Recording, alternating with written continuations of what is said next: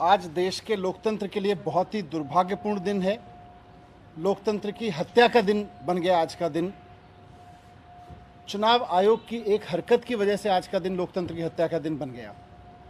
आज देश में पहली बार हुआ है, आज़ाद देश के इतिहास में आज पहली बार हुआ है कि देश का चुनाव आयोग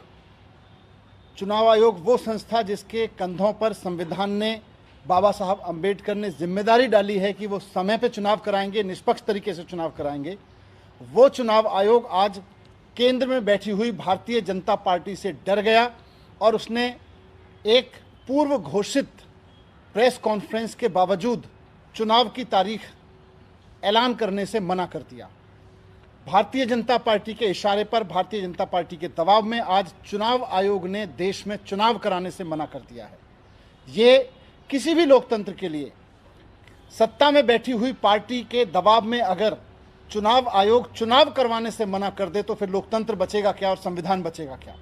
आज वही घटा है इस देश में। आज चुनाव आयोग ने आप सबको बुलाया था, पूरे मीडिया को बुलाया था कि 5 बजे चुनाव आयोग की प्रेस कॉन्फ्रेंस में दिल्ली नगर निगम के लिए चुनाव की तारीखों का ऐलान किया जाएगा। लेकिन उसके पहले केंद्र सरकार ने चुनाव आयोग पर दबाव डाला और उसके बाद चुनाव आयोग ने केंद्र सरकार के, भारतीय जनता पार्टी के दबाव में आके तारीखें ऐलान करने से अपने आप को रोक लिया, चुनाव करवाने से अपने आप को रोक लिया, चुनाव टाल दिया।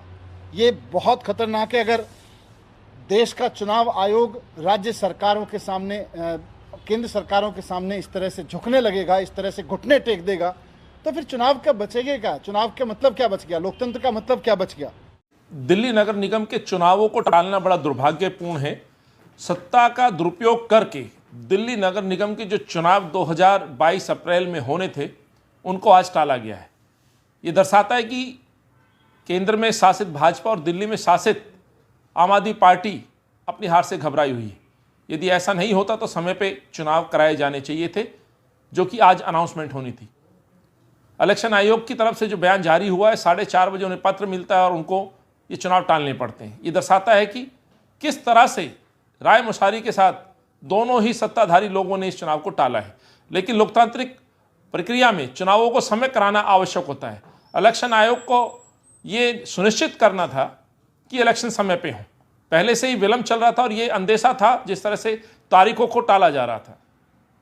17 तारीख से पहले एमसीडी का गठन होना था, 17 अप्रैल से पहले।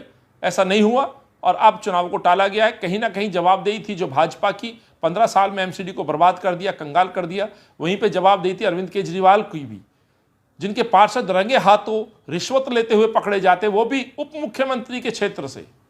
सवाल थे शराब नीति को लेकर के। 50% आबादी जो महिलाओं की दिल्ली में है, उन सवालों से बचने के लिए, उस हार से बचने के लिए आंगनवाड़ी जो वर्करों ने मोर्चा खोला हुआ है, अपना हक मांगने के लिए घर पे बैठे हैं, उन प्रश्नों से बचने के लिए, शिक्षकों से प्रश्नों से बचने के लिए जो 22,000 शिक्षक अपना हक मांग रहे हैं, डीटीसी कर्मचारी हैं, एमसीडी के कर्मचारी तनख्वाह को लेकर के धरने पे बैठे हैं। तो दोनों ही पार्टियां अपनी हार से बचने के लिए, जनता के सवालों से बचने के लिए इस चुनाव को टालने का काम करती है। मैं कहना चाहता हूं, 2 साल से कांग्रेस के कार्यकर्ता तैयारी में थे, लोगों की आवाज बन के सड़कों पे थे। कोरोना काल का जो फेलियर है उनसे भी ये बचना चाहते थे। तो कांग्रेस को लोग पसंद कर रहे थे और बाई इलेक्शन में एक ना सीट बल्कि जिताई, बल्कि जो कांग्रेस का मत प्रतिशत था वो भी बढ़ा। तो मैं साथियों कहना चाहता हूं, ये साजिश को हम नाकाम करेंगे। यदि आवश्यकता पड़ी तो है कोर्ट में भी जाऊंगा और इलेक्शन आयोग से मैं फिर से अपील करना चाहता हूं कि आपको इलेक्शन समय पर करानी चाहिए।